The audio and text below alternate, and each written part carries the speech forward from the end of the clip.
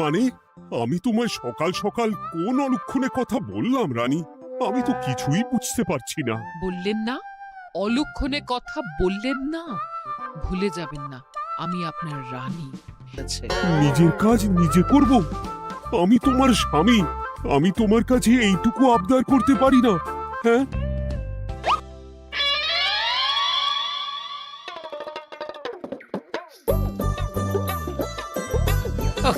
আজ গিন্নির সাথে বচসা করতে গিয়ে দেরি হয়ে গেল। মহারাজ আবার আমার দেরি দেখে রেগে না যান।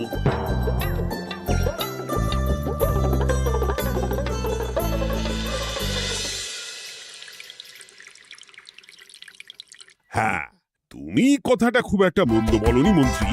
এতে রাজ্যবাসীরও উপকার হবে, আর রাজকোষেরও খুব একটা চাপ পড়বে না। তাহলে মহারাজ সব ঘরে ঘরে এই বার্তা পৌঁছে দিই। কি এত বড় সাহস তোমার? আমার মুখে মুখে কথা বলছো? যাও, বেরিয়ে যাও বলছি আমার চোখের সামনে থেকে।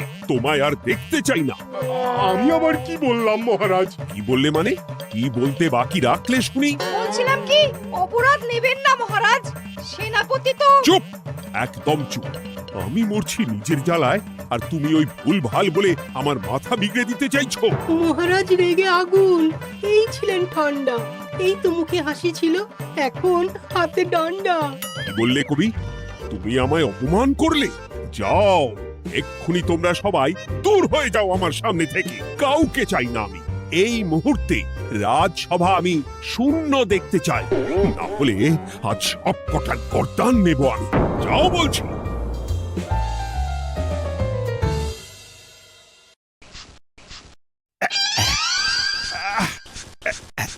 আহা, একটু শান্তি হলো। ভেবেছিলাম রাজসভায় করব তাই রে নাই রে, রাজা দিলেন ঘাড় ধাক্কা, এখন সবাই বাইরে। এ তো তোমার জন্য। তুমি তো বেমক্কা একটা এমন কবিতা বললে। আহ, কেন এইভাবে চটছেন মন্ত্রী মশাই? দোষ তো আপনারও। আপনি তো কি একটা বলে রাজা মশাইয়ের মাথা গরম করে দিলেন। আমি আবার কি বলেছি? আরে মহারাজ তো সেনাপতির ওপর রেগে গেলেন। আরে বাবা, আমি আবার কি করলাম? পণ্ডিত মশাই কি সব বলে দিলেন, তখনই তো মহারাজ। এই আমার নামে একটা অসাধু বাক্য বললেই আমি কিন্তু এ কি কাণ্ড! কৃষ্ণনগর রাজসভার সভারত্নরা বাইরে বের হয়ে কি মহা হট্টগোল শুরু করলেন। মহারাজ সবাইকে একসাথে ঘাড় ধাক্কা দিয়েছে। ওরে বাবা, এতগুলো ঘাড়ে রাজামশাই একসাথে ধাক্কা দিলেন কিভাবে? আচ্ছা, দোষটা কে করলো?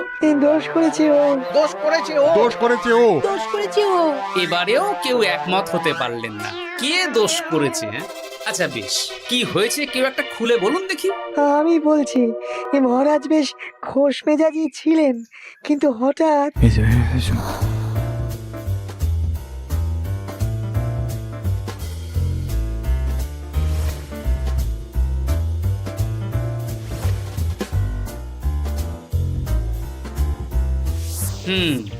এই কাণ্ড! এ তো ভারী অদ্ভুত রোগ মনে হচ্ছে। মহারাজের আচমকা মাথায় রক্ত চড়ে গেল নাকি? হ্যাঁ, মহারাজ আপনাদের রাজসভায় ডেকেছেন। ওরে বাবা না, যাবো না গো আমি। আমার কাছে আমার প্রাণ সবচেয়ে দামি। আমিও যাব না। নির্ঘাত মহারাজ গর্দান নিতেই ডাকছেন। আমিও যাব না গোপাল, আমারও প্রাণের বড় মায়া। আচ্ছা, এটা কি কোনো কথা হলো? হ্যাঁ, প্রাণের মায়া কার নেই বলুন তো? আর মহারাজ যে গর্দান নিতেই ডাকছেন তার কি কোনো মানে আছে? অন্য কারণও তো হতে পারে। তুমি কি করে বুঝলে? হ্যাঁ, বুঝতে পারিনি, তবে আন্দাজ করেছি। তোমাদের কথাতেই শুনলাম মহারাজ খোশ মেজাজেই ছিলেন, সহসা রেগে গেছেন। আবার যে সহসা খোশ মেজাজেই ফেরেননি, তাই কি বলা যায়? এটা তুমি বলনি তো মন্দ। চলো সবে ফিরিয়ে আনি রাজসভার ছন্দ। আরে গোপাল, এসো এসো এসো। তা এত দেরি করলে কেন? বাকিরা কোথায়? তারা আসছেন মহারাজ। আপনি তাদের ডেকেছেন, তাদের ঘাড়ে কটা মাথা যে তারা আসবেন না। কিন্তু মহারাজ, আমি অন্য কথা ভাবছি। কি কথা গোপাল? আপনি নাকি সভায় আজ হঠাৎ সবার উপরে রেগে গিয়ে তাদের সভা থেকে বের করে দিয়েছেন মহারাজ। এ কি সত্যি মহারাজ? আরে না না গোপাল, মোটেও না। বলতে পারো আমি সবার সাথে একযোগে একটা রসিকতা করছিলাম। আমি দেখছিলাম সবাই আমার রসিকতা কেমন বুঝতে পারে। তাই নাকি? আসলে তুমি ছিলে না বলেই এরা কেউ আমার রসিকতা ধরতে পারেনি। এ কি সত্যি মহারাজ? আপনি সত্যি আমাদের উপর কোনো রাগ করেননি? হুম, এ কি এই সব কিছুই আপনার রসিকতা ছিল? ও মা, তাই নাকি মহারাজ? এই যে আপনি শুনিয়ে দিলেন কথা কড়া কড়া, সবকিছুই ছিল আসলে নিছক মজা করা।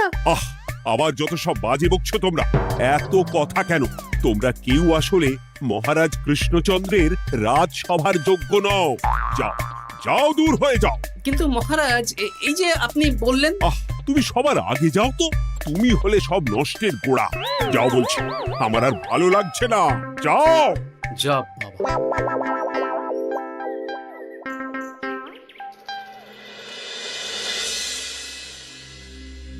কি বুঝছেন?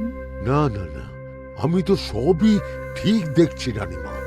হ্যাঁ, এটা ঠিক যে নারীর গতি কিঞ্চিত চঞ্চল বটে, তবে তা তো হতেই পারে।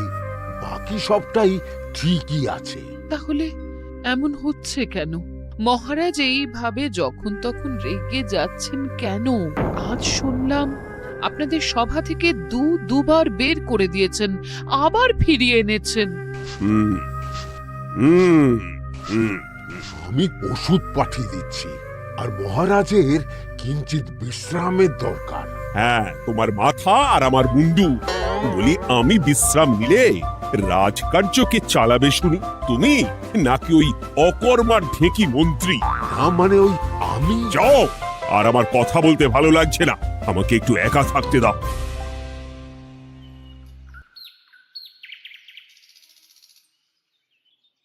ব্যাপারটা কি বুঝলে গোপাল? রাজবৈদ্য তো মহারাজকে দেখতে রাজবাড়িতে গেছেন। কি মনে হয়? গতকালও আমি যখন বাগানে গেলাম,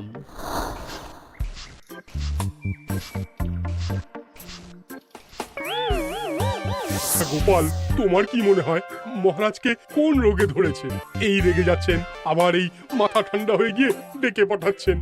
আমি বলি কি গোপাল, তখন সবার সামনে বলিনি বটে, তবে এখন তোমার সামনে স্বীকার করতে বাধা নেই। কি কথা বিজ্ঞানী? মহারাজের এই রাগের কারণ হয়তো আমি।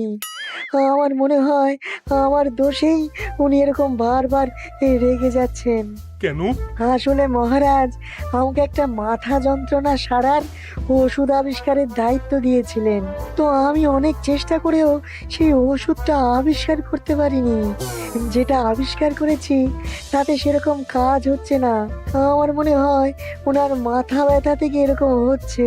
সে যাই হোক, তুমি কিছু একটা করো গোপাল। মহারাজের অসুখ কিভাবে সারানো যাবে সেটা নিয়ে কিছু একটা ভাবো।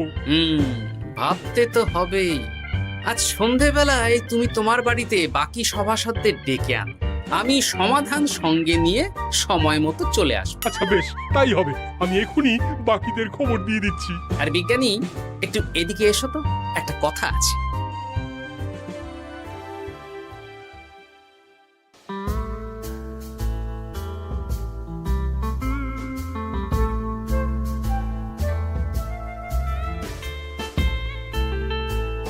গো, বলি এইভাবে ঘুরলে কি মহারাজের ব্যামো সেরে যাবে? তা সারবে না। তার চেয়ে এক কাজ করি, কিছুটা আলু আর ছোলা সেদ্ধ করেছি, তার সাথে নুন, লঙ্কার গুঁড়ো আর লেবু দিয়ে মেখে আলু কাবলি বানিয়ে দিই, কি বলো? হ্যাঁ, দাও দাও দাও, মন্দ হয় না। মহারাজের মন উচ্চাটন। তার কি কারণ? মাঝে মাঝে আসছেন আর মহারাজ রেগে আগুন হয়ে যাচ্ছেন, আবার যেই সে ব্যামো ঠিক হয়ে যাচ্ছে মহারাজ সেই আগের মতন। তার উপর আবার সভাসদেরা মনে করছে তাদেরও কোনো দোষ আছে। তাহলে দুয়ে দুয়ে চার করতে হবে, কিন্তু কিভাবে কিভাবে কিভাবে? এই নাও আলু কাবলি খেয়ে পেট ঠান্ডা করে নাও দেখি। হ্যাঁ, বেশ কিছুদিন আগে বিজ্ঞানী লেবুর রসের জাদুর কথাই তো বলছিল। আর আচ্ছা গিন্নি, তুমি তোমার বিয়ের সময় তোমার বাবার মুদির দোকানের একটা কাঠের ছোট বাক্স পেয়েছিলে না, যাতে শ্বশুর মশাই মোহর রাখতেন? উমা, সে বাক্স তো ঝুলকালি মেখে আছে গো, তা দিয়ে তোমার কি হবে? ঝুলকালি লেগেছে? বাবা বাবা বাবা, তাতে তো আমার কাজ আরো ভালো হবে। যাও যাও যাও, নিয়ে এসো দেখি। আমি ততক্ষণে বেশ খানিকটা অদৃশ্য কালি বানিয়ে ফেলি।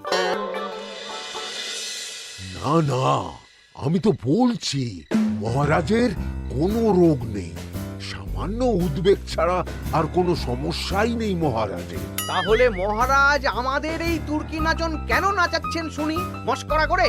তাই তো উত্তর জানা চাই তো। আর এই যে এত জরুরি তলব পাঠিয়ে গোপাল আমাদের ডেকে পাঠালো, তার তো টিকিরও দেখা নেই। গোপাল কি করবে শুনি? যে রোগ আদপেই নেই সেই রোগ কিনা ওই গোপাল ছাড়াবে? আমার তো বিশ্বাসই হয় না। বিশ্বাসে মিলায় বস্তু, তর্কে বহু দূর, তাই না মন্ত্রী মশাই? পেলে গোপাল, মহারাজের রোগ সারাবার কোনো উপায় পেলে? আচ্ছা গোপাল, রাজবৈদ্য বলেছেন মহারাজের কোনোই অসুখ নেই, তা তুমি কি সারাবে শুনি? হ্যাঁ, রোগ হয়তো রাজবৈদ্য মশাই ধরতে পারেননি, কিন্তু কিছু তো আছেই যার জন্য মহারাজ এমন আচরণ করছেন, তাই না? তা তুমি বলো না মহারাজ এমন কেন করছেন, আর কি তার সমাধান? এক এক করে বলি। আমি ভেবে দেখলাম এর জন্য আমরাই দায়ী। বলো কি? আমরা সবাই কোনো না কোনো সময়ই মহারাজের রাগের কারণ হয়েছি, তাকে আঘাত দিয়েছি, বিষণ্ণ করেছি। ইচ্ছে করে করিনি হয়তো, কিন্তু করেছি। আর মহারাজ সেই সব কথা বুকে চাপা দিয়ে রেখেছেন। তুমি বলতে চাইছো অতীতে সেই সব ভুলের কারণেই মহারাজ এমন করছেন? আমার তো তাই মনে হয় সেনাপতি। আচ্ছা আচ্ছা, তর্কের খাতিরে যদি তাই ধরে নি, তাহলে এখন আমাদের কি করণীয়? আমরা তো কাল যন্ত্রে চেপে অতীতে ফিরে যেতে পারবো না যে সেই সব ভুলগুলো শুধরে দেব। তা হয়তো হবে না, কিন্তু কিংকর্তব্য বিমূঢ় বাবার আদেশ যদি মানি, তাহলে এই সমস্যার সমাধান সম্ভব মন্ত্রী মশাই। কি বললে? ত্রিকালজ্ঞ বাবা কিংকর্তব্য বিমূঢ়, সে আবার কি গোপাল? আছেন একজন জ্ঞানী ব্যক্তি, আমার খুব পরিচিত। তার দেওয়া একটা উপদেশ আমার জানা আছে। আমার বিশ্বাস তাতে মহারাজের এই সমস্যার সমাধান হয়ে যাবে। কি করে শুনি? এই কালি হলো অদৃশ্য কালি। কলম দিয়ে অদৃশ্য কালিতে কাগজের উপর লিখতে হবে। কি লিখতে হবে? লিখতে হবে যে মহারাজের সাথে অতি সাম্প্রতিক কালে আমরা যা যা অন্যায় করেছি তাই লিখতে হবে। কোনো মিথ্যে কথা লেখা যাবে না। তবে চিন্তা নেই, অদৃশ্য কালি, ফলে কেউ কারো লেখা পড়তে পারবে না। এইবার এই কাগজ ভাঁজ করে ফেলে দিতে হবে এই বাক্সে। বাক্সে তালা, তার চাবি থাকবে মন্ত্রী মশাইয়ের কাছে। আবার আমার কাছে কেন? পরে যাতে কোনো সন্দেহ না করেন, যা সন্দেহ বাতিক মন আপনার। বললে এইবার এই বাক্স সারা রাত নদীর ধারে বটতলায় পড়ে থাকবে, চাঁদের আলো পান করবে। তারপর সকালে আমরা সবার সামনে এই বাক্স ফেলে দেব নদীর জলে। সবার অন্যায় সারা রাত চাঁদের আলো পান করে শুদ্ধ হয়ে ভেসে যাবে নদীর জলে। ব্যাস ব্যাস, আমরা সবাই পাপ মুক্ত হয়ে যাব। একদম সবাই শুদ্ধ হয়ে যাব, আর মহারাজের ব্যামো সেরে যাবে। কিন্তু তুমি কোনো চালাকি করছো না তো গোপাল? অদৃশ্য কালিতে লেখার সাথে আমি আর কোন চালাকি করব মন্ত্রী মশাই? দেখুন, আমি একটা কাগজে লিখছি। কি কিছু বোঝা যাচ্ছে? সত্যি তো কিছু বোঝা যাচ্ছে না যে আদৌ কিছু লেখা হয়েছে কি হয়নি। তাহলে লেখা শুরু করা যাক। এক এক করে লিখুন আর কাগজ ভাঁজ করে বাক্সে ভরে দিন। আর হ্যাঁ, একদম মিথ্যে কথা লিখবেন না, তাহলে কিন্তু লেখাগুলো অদৃশ্য থাকবে না, ফুটে উঠবে। আচ্ছা গোপাল, বুঝেছি। কলম কালি মন, লেখে 3 জন। মিথ্যে কথা লিখে দিলেই ঘটবে অঘটন। আমি বাক্সটা নদীর পাড়ে সঠিক জায়গায় রেখে আসব। তারপর কাল সকালে সবাই মিলে এই বাক্স ফেলে দেব নদীর জলে। ঠিক আছে?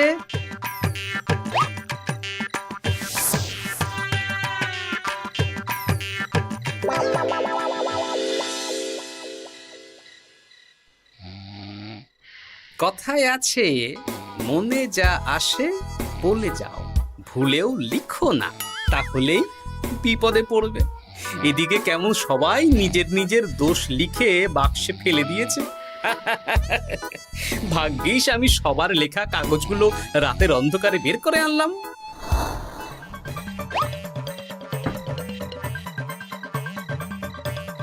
এইবার এই কাগজগুলো ঢুকিয়ে দিলেই কেল্লা ফতে। এখন সবার পাপের স্বীকারোক্তি আমার হাতের মুঠোয়।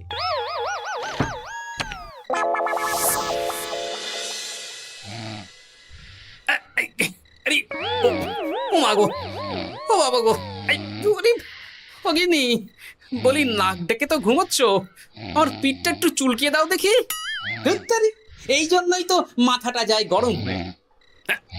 আরে, এই সহজ ব্যাপারটাই তো আমি বুঝতে পারিনি। মহারাজের অসুখটা হলে এই। যাক, এই রাতের বেলাতেই একসাথে একটা ঢিল পেয়ে গেছি। এক ঢিলে মারবো 2 পাখি। রাজার অসুখও সারবে, আবার সব কটা পাজি শায়েস্তাও হবে।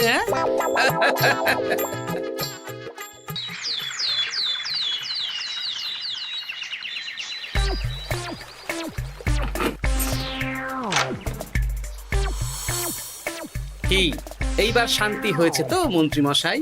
যেমন অদৃশ্য লেখা ছিল সেরকমই আছে তো? কিন্তু এতে কি মহারাজের রোগ সেরে যাবে? যাবে না মানে? মনে করুন সেরে গেছে।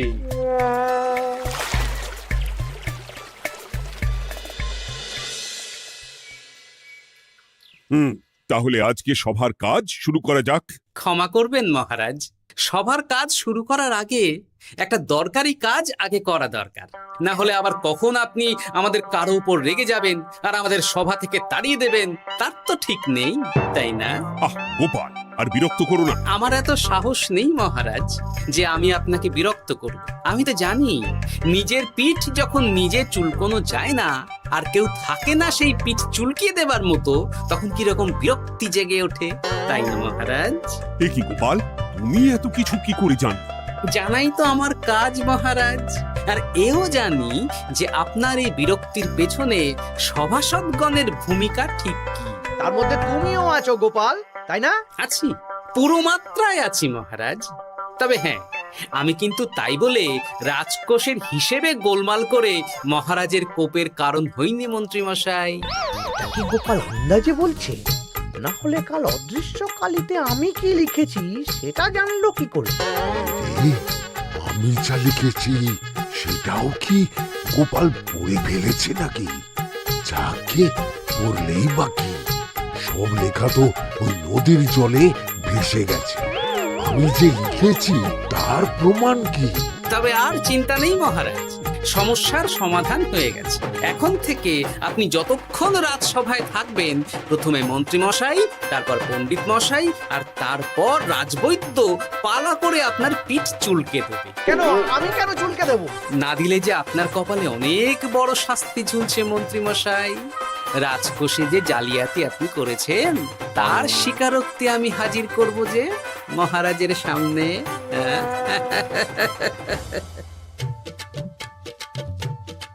এই নিন মহারাজ, মন্ত্রী মশাইয়ের পাপের স্বীকারোক্তি। আপনি আগে মন্ত্রী মশাইয়ের লেখাটা পড়ুন, তারপর একে একে সকলের স্বীকারোক্তি দিচ্ছি। এ কি মন্ত্রী, তুমি রাজকোষ থেকে 500 মোহর চুরি করেছো, আর তার বদলে সেই হিসেব তুমি পুকুর পাড় বাঁধানোর খরচ হিসেবে দেখিয়েছো। এই সেরেছে, এটা ফুটে উঠলো কি করে? সে অনেক কাণ্ড মন্ত্রী মশাই, বাকিদের সবারটাই আছে, এত জেনে কাজ কি? না না, জানতে তো হবেই। তাহলে শুনুন, এই অদৃশ্য কালি আসলে লেবুর রস। গতকাল রাতে আমি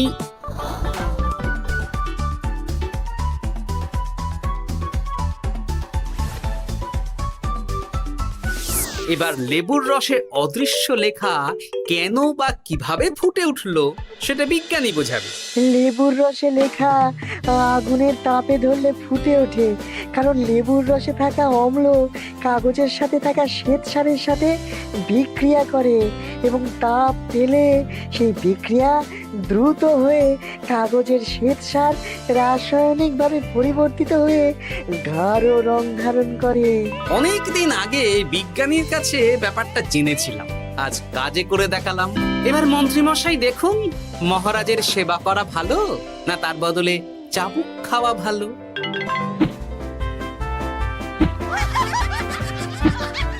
ওরে বাবা, না না, উফ!